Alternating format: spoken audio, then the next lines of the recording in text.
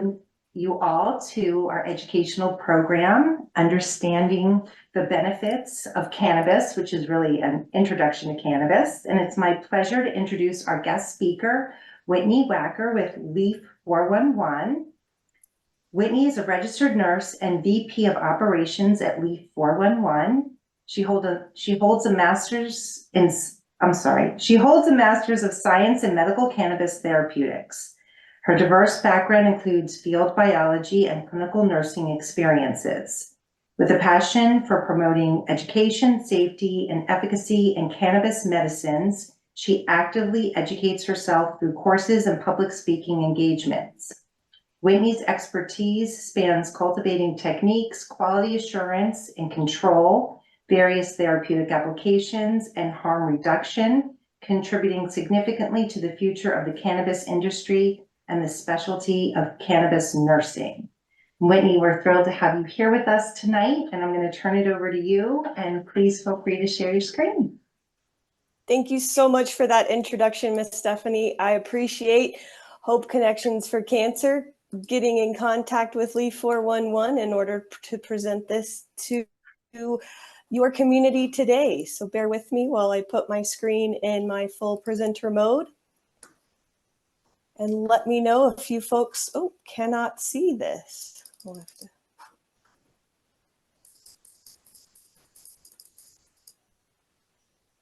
All right.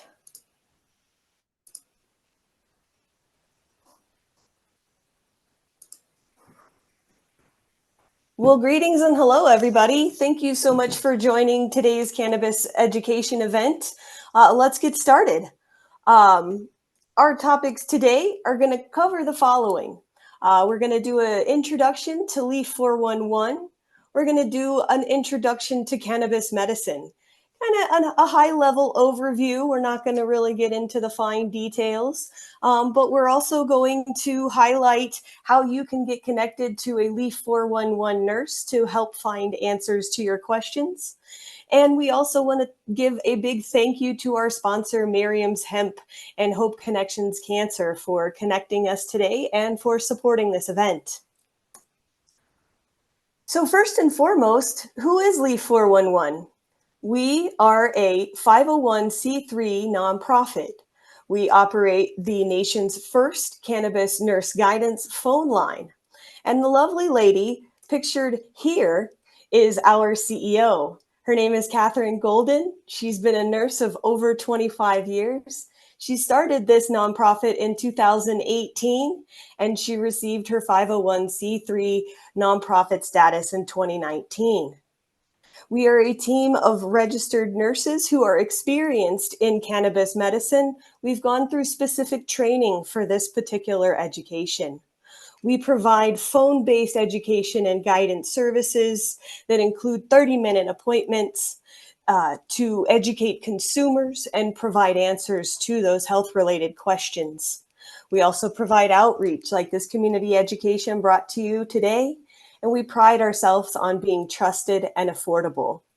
Our mission is to provide education and directional support to the general public about the safe and effective use of legal cannabis, both marijuana and hemp. On this slide, we like to take a few minutes just to kind of highlight some of the questions that we get on the hotline. We know many callers don't know where to start with cannabis medicine because it's very complex. But our Leaf 411 nurses, again, are trained to help you find answers to those questions. Just a few that we receive on the hotline are such as, where do I start? I don't want to get high. I got this product, but I don't know how to read the label. All of our nurses are trained to help the very confusing space of, where do I start? We like to teach in a low and slow manner. Start low, go slow. We like to ask questions about the medications that you're on as our nurses understand that complex interaction. We also are a team of registered nurses who value high quality and transparency from trusted brands such as Miriam's Hemp, helping us support and bring this to you today. Other questions that we receive on the hotline specific to cannabis and cancer are the number one, will cannabis cure my cancer? You know, we get that as a pretty high level question. Another one is, will it help me with my symptom relief? You know, how can this cannabis be integrated into my current cancer treatment? I'm going through, insert the word, immunotherapy, chemotherapy, radiation. Can I still use cannabis to help with my side effects? Hey, I read about RSO. What is that? You know, again, we get lots of questions on the hotline about these specific issues. And that's what we're going to bring here to you today in a high level viewpoint. Taking a step back, did you know that prior to 1937, there were over 600 commercially available cannabis products on the pharmacy shelves? It was during that same year, 1937, that the Marijuana Tax Act was passed. This prohibited cannabis federally. However, it was around the same time that chemists and pharmacists were developing single isolated synthetic medicines that were proving more profitable and more predictable than other remedies of the time. Now, prior to this cannabis prohibition, researchers fully understood and had isolated morphine from the opium plant in the early 1800s. There had been isolation of cocaine from coca leaves in 1859. Yet, when this plant was outlawed, no one understood the active ingredients from those products that were on the shelves. It wasn't until 1960s when world-famous Raphael Mechoulam and his team working at the Weizmann Institute in Israel isolated and identified THC as the active ingredient from the cannabis plant. Mechoulam's team went and discovered other important chemical compounds in the plant, but his most notable is THC.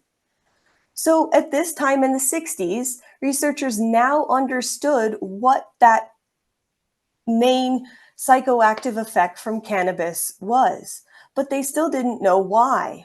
And it wasn't until another 20 years of research before we really discovered what this endocannabinoid system is, the physiologic system connects the world of cannabis to the inside world of your endocannabinoid system. So what is the endocannabinoid system? It's a new term found in the 1990s, and we don't really learn about it in medical school today. To understand how the endocannabinoid system works is to understand our master regulatory system of our whole body. It's incredible, and it's found in the brain, in the gut, in your organs, like your liver, your bladder, your kidneys, your skin, the connective tissues throughout your body, your muscles. It's found in your glands, and finally, it's found in your immune cells. It helps you rest, digest, eat, sleep, protect yourself, and forget. Those main endocannabinoid receptors that we have in our body that have been studied extensively are CB1 and CB2. Now, we don't have to really understand at a deep dive what these two do in our systems, but just know that those are the main receptors in our endocannabinoid system that help modulate this plant to work to your advantage. Our bodies create anandamide, which is chemically similar to THC.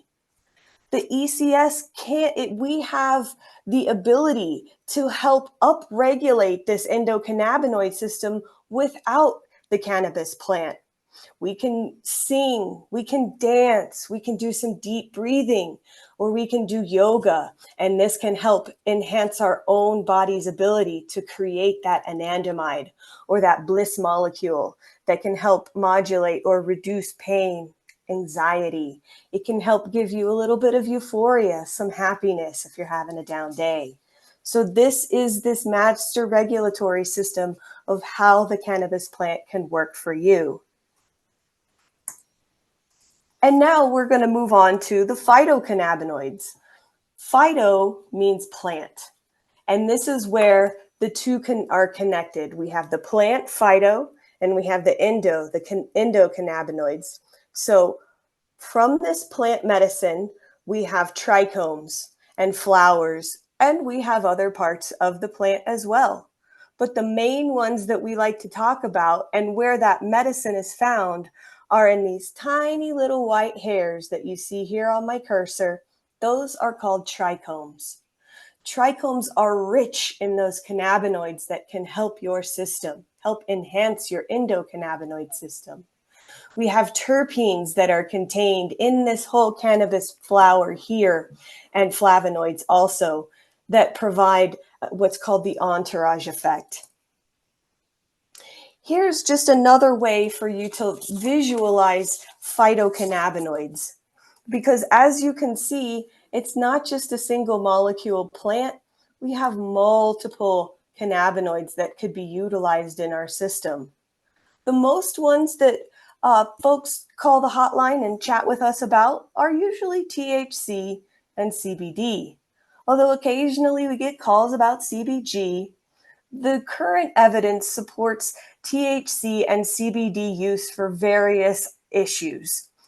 Now, as it says right here, there are more than 150 phytocannabinoids identified from cannabis. So again, there may be some minor cannabinoids that our scientific community still haven't studied, but the reality of it is that this whole plant can work synergistically with your body to help maintain that homeostasis that we're trying to produce.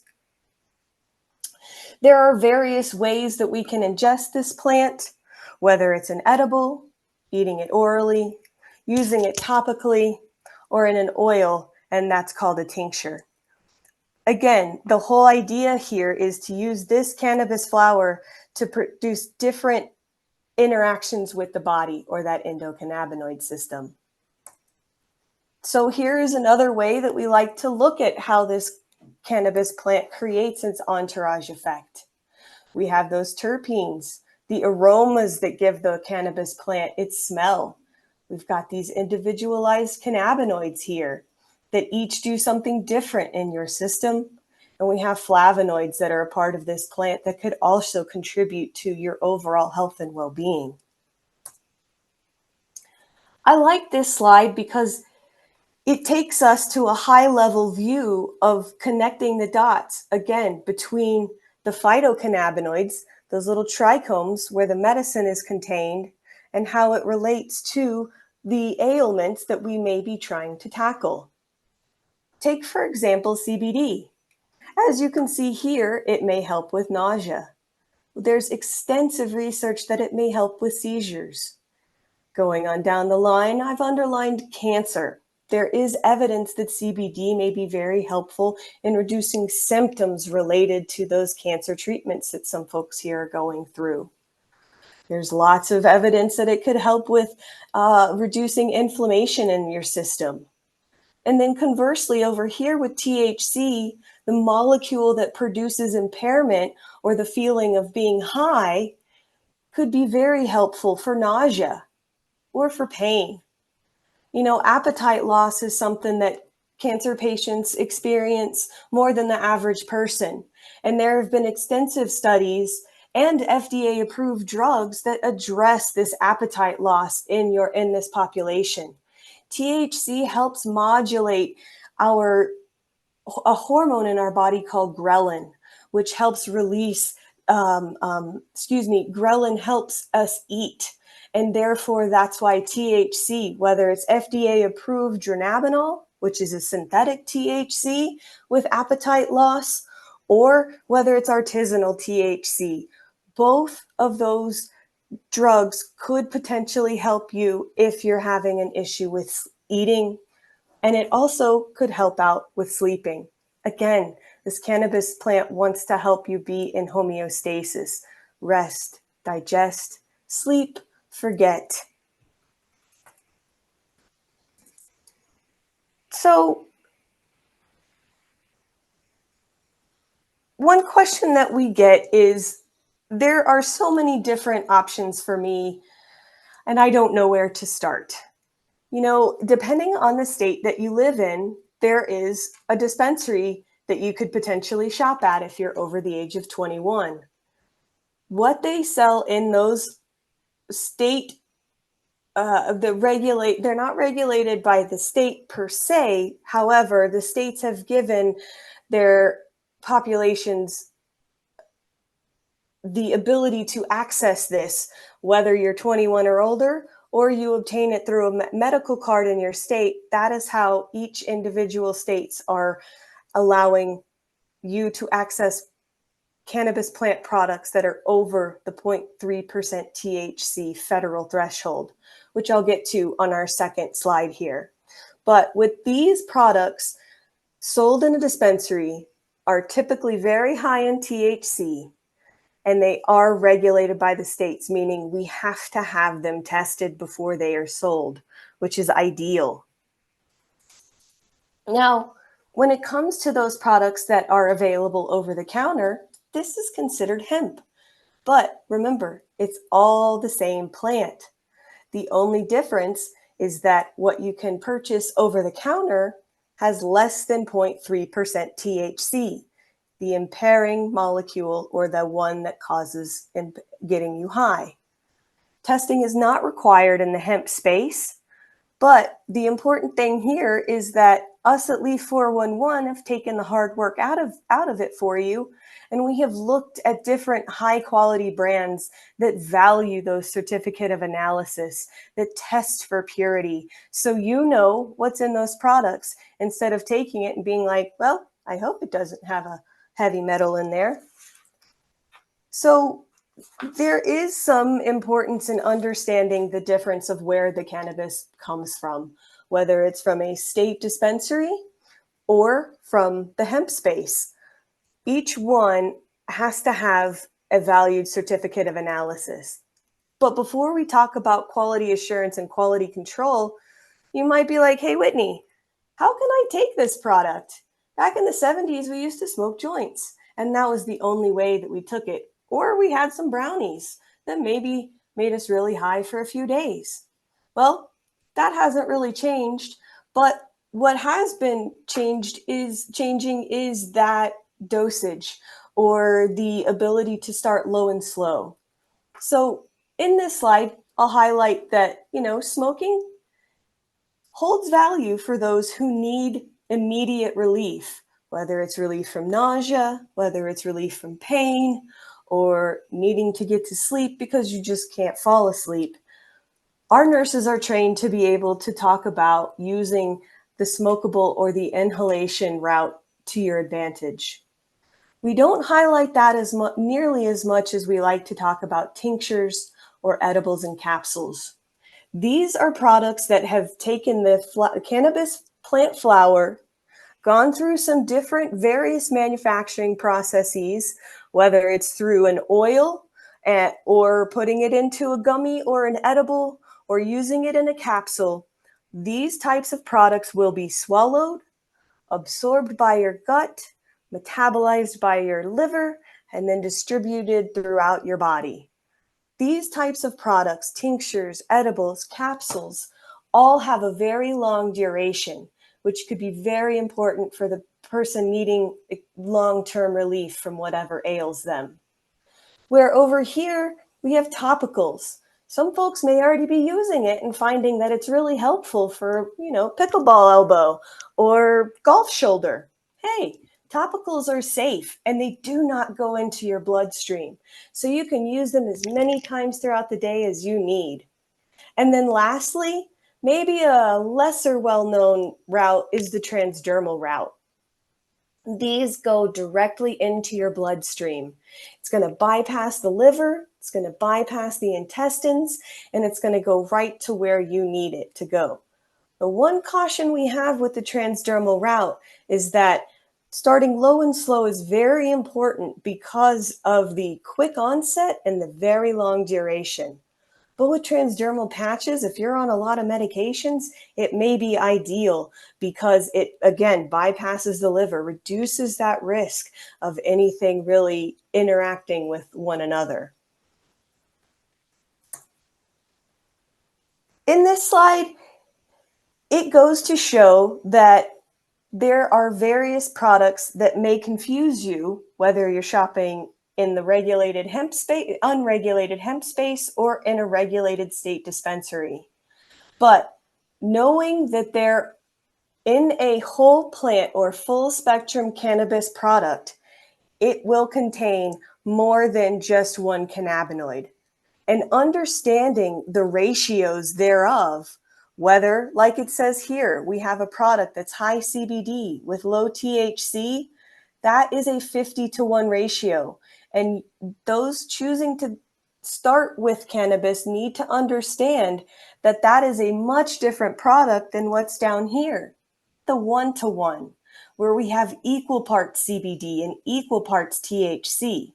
And as this chart says, hey, this might not be the best route for the average consumer or those new to THC because it may cause impairment.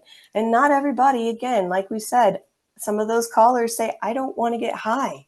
So our nurses like to educate that where you end up on this ratio scale depends on the cannabinoid. It might not just be a CBD, a THC ratio product. It may be a ratio of CBG to CBD. It may be a ratio of CBDA to CBD. So understanding the ratios will be to your advantage when shopping in either space. Because again, if your goal is to not get high, you need to understand that the more narrow that ratio, and if it has THC, there is that risk. But it heavily depends on you, the consumer, and your sensitivity levels. Luckily, in the hemp space, there are companies, like I said earlier, that really like to highlight their quality assurance. And that's through what's called a certificate of analysis. On this slide, we show you a Miriam's hemp product, the supporter of this presentation today, along with Hope Connections for Cancer. But as you can see, it highlights the product that we're looking at. How much THC is in the whole bottle? How much CBD is in there? How much of this whole cannabis plant is in here? And the various cannabinoids that it contains.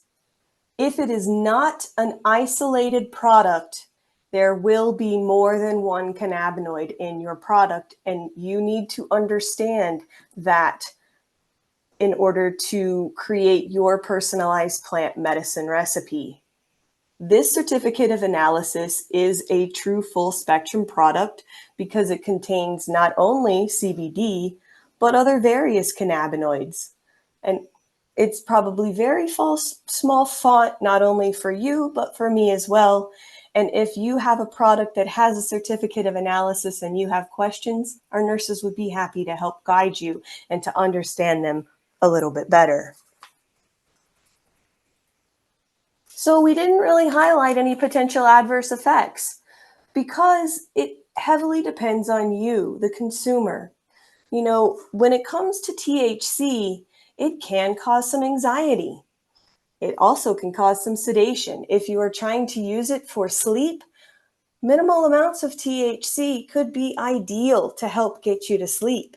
But if you wake up feeling dizzy or disoriented, or you're like, oh, I've got some brain fog, maybe you woke up in the middle of the night with some dry mouth, maybe you felt like your heart rate was going a little bit faster, that's a sign that your dose is too high. Not that it's going to cause anything terrible, but just know that this needs to metabolize out of your system and that you may need to take a little bit less next time you go for that product. And also write that down because remember, this is all about you, a personalized plant medicine recipe for whatever your goal is, whether it's symptom relief from nausea, helping you sleep, or maybe helping you get a better meal. So we like to highlight that cannabis, again, is not without risks, but there is a risk versus reward conversation that you need to have with yourself. So specific to the cancer community, we do have some concerns about specifically with immunotherapy drugs. Many callers who choose to use cannabis have this question. And when it comes to certain medications, it really depends on, just because a drug interaction could occur doesn't mean that it always will. But luckily, our leaf411.org website has a frequently asked questions page for links to those resources where you can input your medication, and it'll pull up what the current evidence suggests. Some say that it might increase or it might decrease the efficacy of that drug. But remember, all of these drugs are being metabolized through your liver. And that's why we say, when we have that question, will a medication interaction happen? It really depends. Here are some other cannabis drug interactions that we know can happen. Opioids, if you're using them for pain relief and you choose a THC product, there is some opioid synergy where those two drugs can work together to reduce the reliance of those opioid meds. It could be positive here. CBD has been evidenced to help with blood pressure.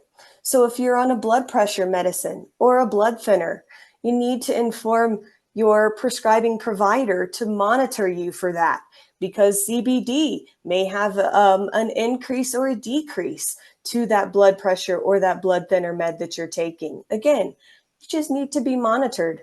We also know that THC can increase alcohol levels. So be very cautious if you choose to use a THC product and drink alcohol that evening.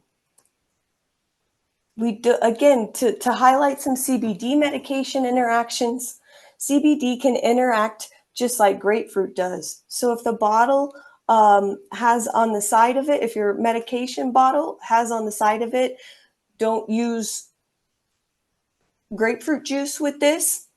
Be cautious, because that indeed can apply to CBD.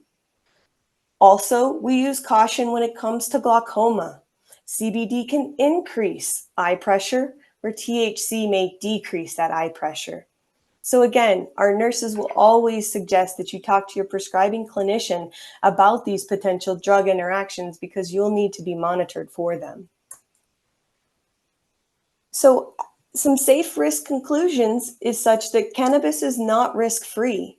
It's not a magic bullet, but it can be used safely and it can be used unsafely. CBD likely buffers the potential risks of THC, and cannabis is just one part of your comprehensive treatment plan. So the point here is that education is key to using cannabis and hemp successfully. Again, our nurses like to highlight beginning low and slow, because each person has bio-individuality, a genetic makeup unique to your system.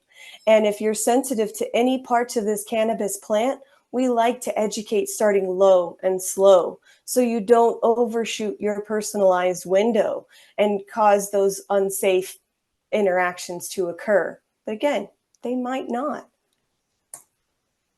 This slide is very word heavy. For that, I apologize.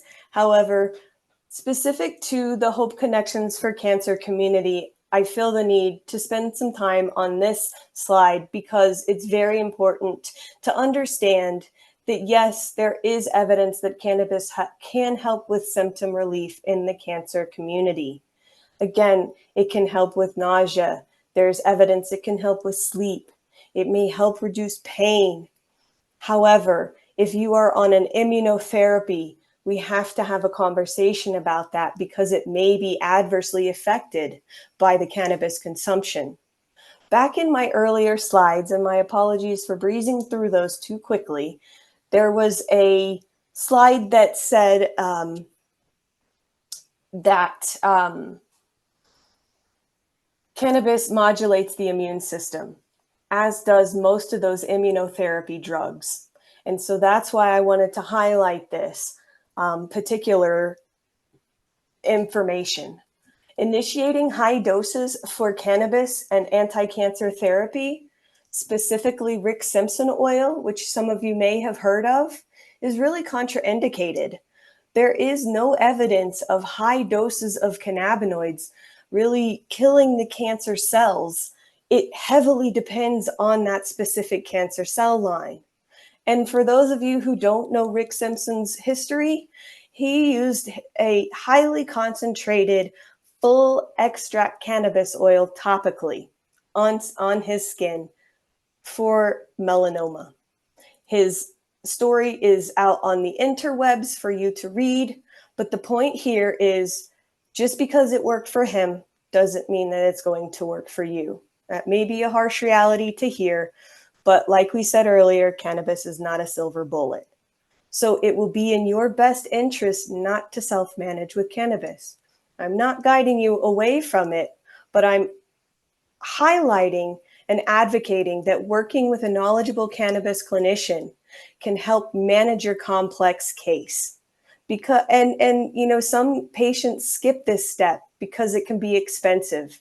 And as of right now, no insurance companies will cover the cost of a specialized cannabis clinician. However, working with one who understands the complex interaction of your specific cancer cell line, your goals, whether that's symptom relief or curing yourself of the cancer, will be an effective way to save time and money. Those experienced healthcare providers, which our nurses can give you connections to, can help get you started with a treatment plan that includes specific products, dosing, and frequency information, and can save you the heartache and the expense of false starts and bad advice. And again, cannabis is just one part of a comprehensive treatment plan that may help improve your quality of life and provide symptom relief. Like we said earlier, it's not a silver bullet, but if you have pain, if you have insomnia, if you are struggling to eat, there is evidence that cannabis may be helpful for that. If you are in extensive cancer stages with metastases, and there is no discussions about further chemotherapies or radiology therapies or surgical therapies, end of life cannabis use has been evidenced to help with that quality of life. So once again, I highlight what I say at the bottom. Education is key to using cannabis and hemp successfully. On this slide, I like to highlight how to connect with us.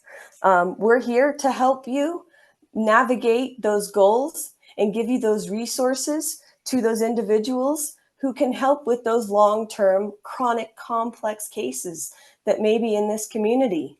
We prefer that you schedule a call with our nurses, and it's a very low cost at $25 per call. But if you have a financial hardship, we do not turn anybody away. We believe that, again, education is key to help you meeting your goals by using this cannabis plant.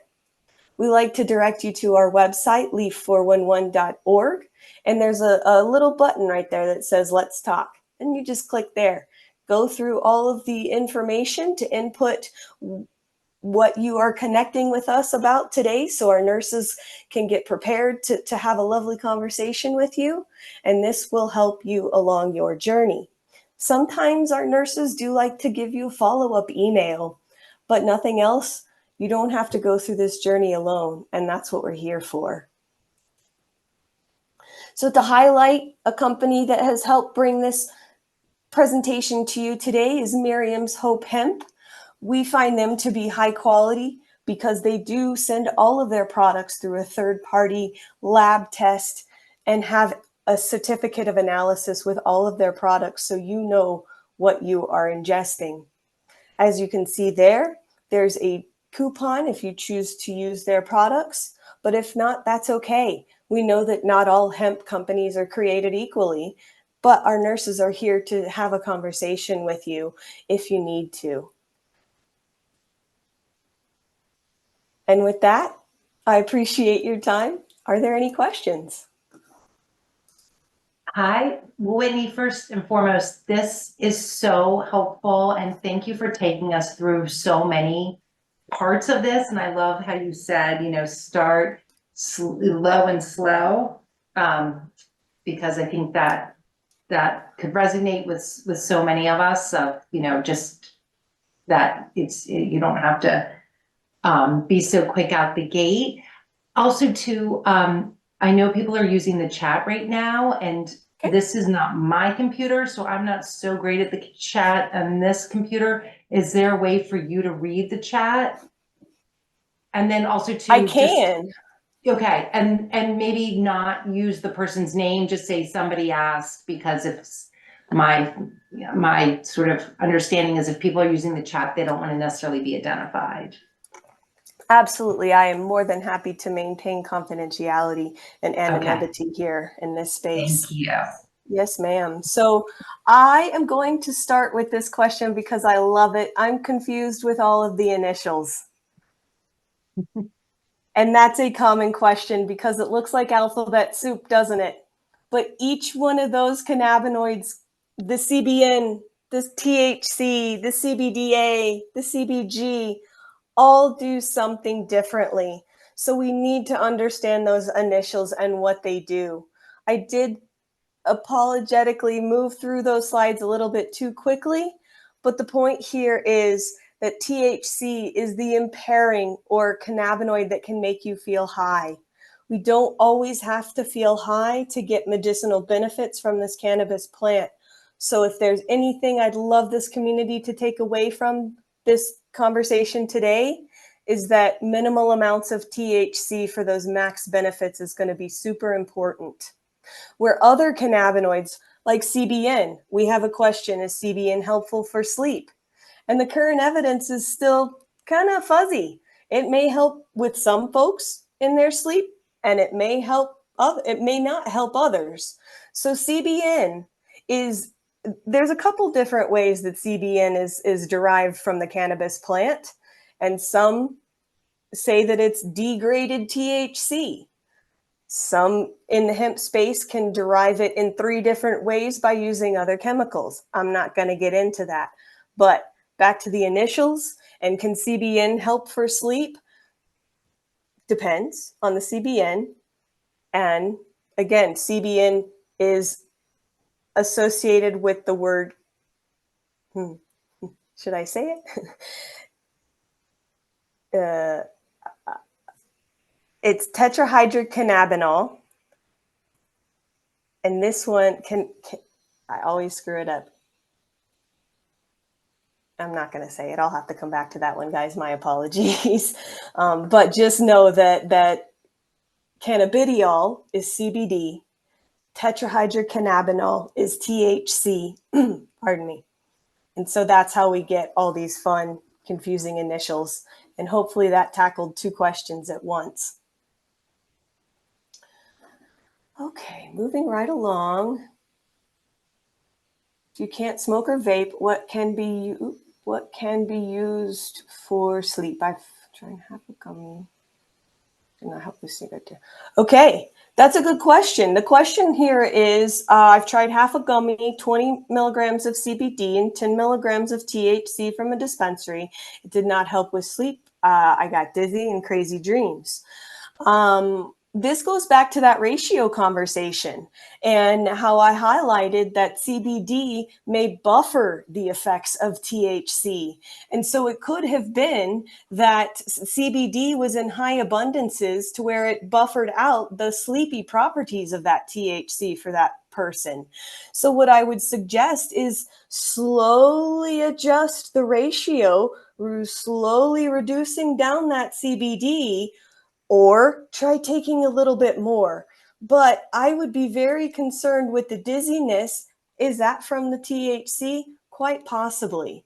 And current scientific evidence does note that 10 milligrams of THC for a new consumer may be a little bit much. The average beginning place in the current clinical evidence is about 2.5 milligrams of THC to start. Some folks can work themselves up to more if they need it. But we definitely like to highlight reducing that down to where you're not feeling that dizziness and you're not having those crazy dreams. So in addressing that particular question, again, understand that there is this synergistic relationship between those 2 fun cannabinoids, but maybe, with your own system, reduce down that little bit of CBD, But that may be a really great question for the nurses on our hotline. All right. Anxiety or sleep aid? So this is a great question too. And just to piggyback on that previous question, in low doses, THC has been evidenced to help with anxiety, where high doses may exacerbate it. And the route also depends on making that anxiety worse. I believe the current clinical evidence of anything below about 10 milligrams of THC could be very helpful for anxiety. And if that anxiety is a product of you not sleeping well, that small amount that we just talked about could help get you to sleep, stay asleep, so that next day you're not feeling the anxiety. But if that's not really tackling everything, our nurses could have a conversation with you about other cannabinoids like CBD, CBDA, CBG that could help with that anxiety, because it's not just that single cannabinoid, that single molecule that might help with that. It may be a comprehensive recipe for your particular needs. So yeah, again, a great question that hopefully highlights both anxiety and sleep. The best product for insomnia depends. Again, we don't like to always start out with a whole host of different cannabinoids. The current clinical evidence is starting with one cannabinoid at a time, ruling it in, ruling it out to really create what works best for you. But as far as those products go, what we like to highlight are those terpenes. And I briefly touched on them, but terpenes are important. And the three most reported terpenes that can help with insomnia, and I'll pause after I say it: myrcene. So folks are writing this down. It's spelled Myrcene. Linalool, Linalool, which is very similar to lavender. So if you use a lavender lotion or have it in your house in a candle, that's also been evidenced to be kind of a sedative terpene. Pardon me. And lastly, beta caryophyllene. You don't have to spell it, just put BCP. Beta caryophyllene is not unique to the cannabis plant, guys. Beta caryophyllene is a synergistic terpene found in black peppercorns, in cinnamon, in cloves, and it actually modulates our CB2 receptor that's in our endocannabinoid system. So this beta caryophyllene can be helpful not only for that anxiety that might be preventing you from a good night's rest, it might also help calm any inflammation or pain that's keeping you awake. So as far as the best product for insomnia, a single cannabinoid with verified terpenes would be the best place to begin for that particular goal. Low and slow. We don't always have to jump into that deep end of our cannabis pool before we know how to swim, right?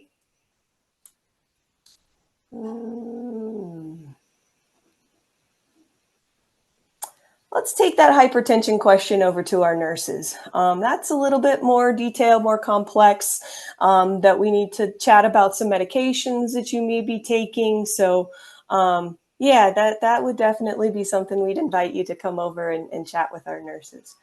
Can I distinguish each of the initials? I certainly can. Let me reshare my screen, guys, so I can bring that one back up. Stephanie, is that okay? Absolutely. And also too, Whitney, I know a couple people had asked, could we get a copy of the slides? Is that possible? I mean, I know we'll have this Absolutely. recording that has the slides for everybody, but I think if you're able to send them to me, then I can forward them along. I know people would really appreciate that. Absolutely not a problem. I absolutely will Thank send you you. this. And we also have the majority of this information on our website, leaf411.org. So if I don't get it over to you in a timely manner, which I plan on doing tomorrow, they can always go over there and read about the individual cannabinoids. So let me That's great. Thank you. share my screen. And I lose my ability to see the class when I come over here. So I'm just gonna kind of pause here for a second and blather about them. But point here is, THC, this is the main one that causes the impairment, the feeling of being high. Cannabinol, CBN, there's my word that I failed to find earlier. This is the one that has been evidenced to help with sleep. But what's really cool, guys, is that there's evidence of CBN helping out with certain cancer cell lines. There's evidence that CBN could help out with epilepsy. We have lots of evidence that CBD could help out with epilepsy as well. So there may be some pediatric individuals out there who have an individualized plant medicine recipe of just CBD and CBN. Very interesting. But CBG is the parent to all other cannabinoids. You might have heard about this in the news, not quite sure, but CBG is a fantastic new minor cannabinoid. I say new, it's been around for centuries, millennia. But CBG is emerging in the evidence and scientific evidence as being very helpful for calming fight or flight symptoms. If you can't access THC or don't want to give it a try, we do like to talk about CBG. It works differently in our bodies through our alpha adrenergic receptors, where THC work through the CB1, CB2, and the whole endocannabinoidome. The point here is that, it's not just one or two that may be ideal. It could be all of these cannabinoids. I really want to highlight this THCV because the current evidence is that it might help reduce anxiety and it might also help out with energy. So after chemotherapy treatment, you might be feeling fatigued and not just want to get up off the couch. Well, there is minimal evidence right now that THCV, as in Victor, could be helpful with getting that energy.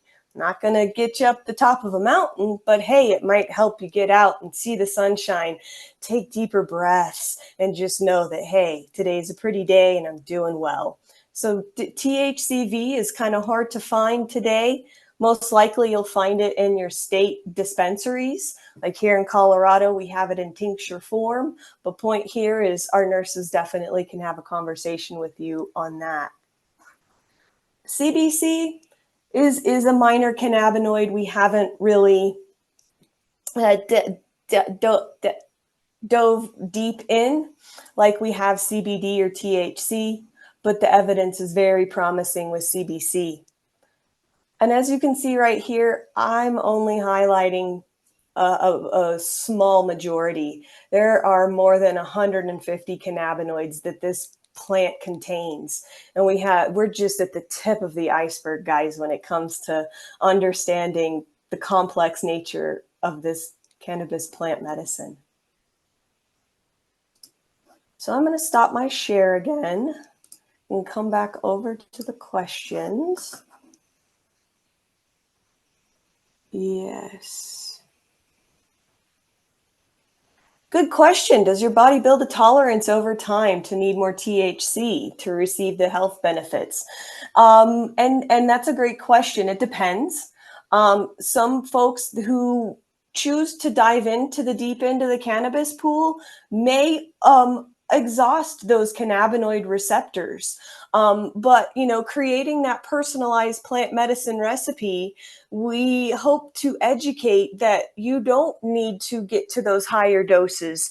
It could be that adding an additional cannabinoid could be helpful, or taking a quick tolerance break. Just a 24 to 72 hour sabbatical from the cannabis products could help reset your endocannabinoid system to where you might not need to go to those higher doses, because they might risk unsafe interactions like the dizziness. Or, in some folks, it can make that pain worse, and it can just make you feel kind of crappy. So, our nurses do like to educate to that potential that your body could build a tolerance. But there again, that's why we like to say, hey, start low and slow and really listen to yourself to stop at where your body needs just that minimal amount to achieve those maximum benefits. Great question. Nausea, big in the cancer community. And the current evidence is THC can be very helpful for that nausea. There's been an FDA-approved drug called dronabinol that is synthetically created THC. I believe it was approved maybe mid-'80s, early '90s, but that is FDA approved specific for chemotherapy-induced nausea and vomiting. So whether it is, whether you've talked to your oncologist and you want to give that a fair trial, or if you go to the state-run market to give it a fair trial, THC has been the cannabinoid most evidence to help out with that nausea. Medical cards. I love this question. And again, it depends. Because if you choose to work within your state regulated resources and you aren't needing those higher doses, then by all means, we know that cost can be a barrier, and we don't want cost to be a barrier.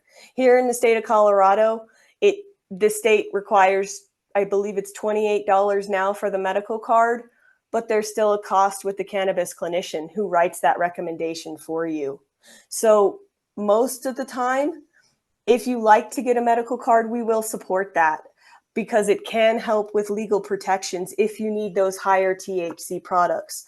But if you're only exercising your federal right to use the hemp space, those that have less than 0.3% THC, and you don't live in Kansas, Nebraska, Idaho, Wisconsin, or Texas, might not be necessary because you still have access to it over the counter.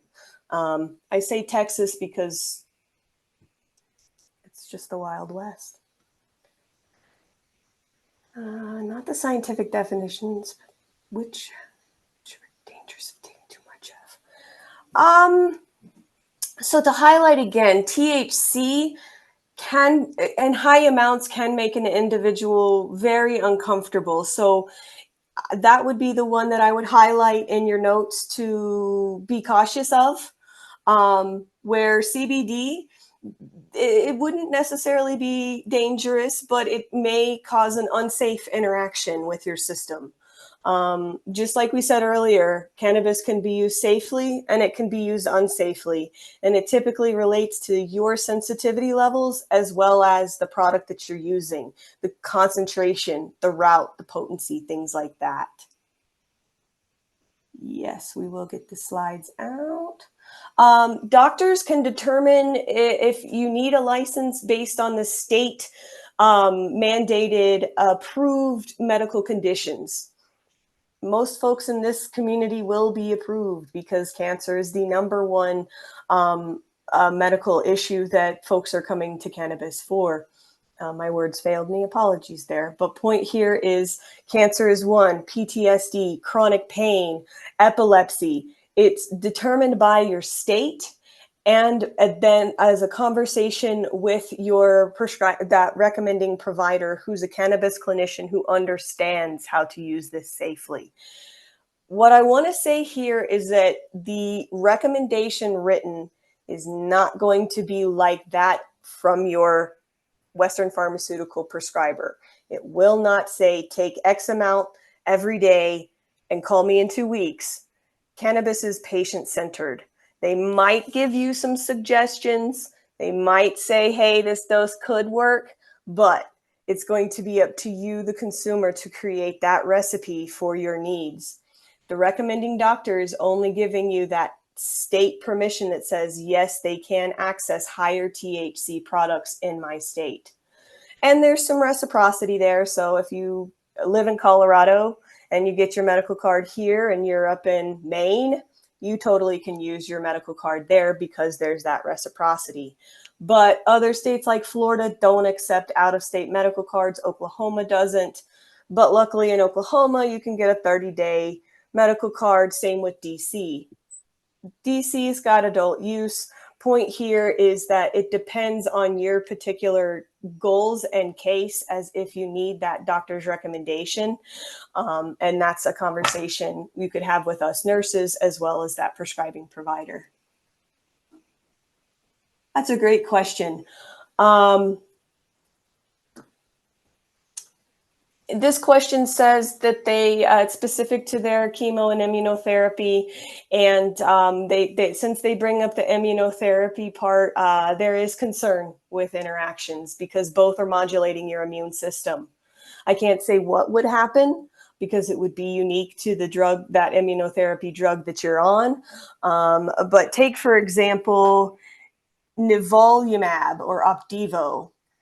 It's used alone or with other drugs to treat certain types of lymphoma, colorectal cancers, esophageal cancers, head and neck squamous cell, liver cancers.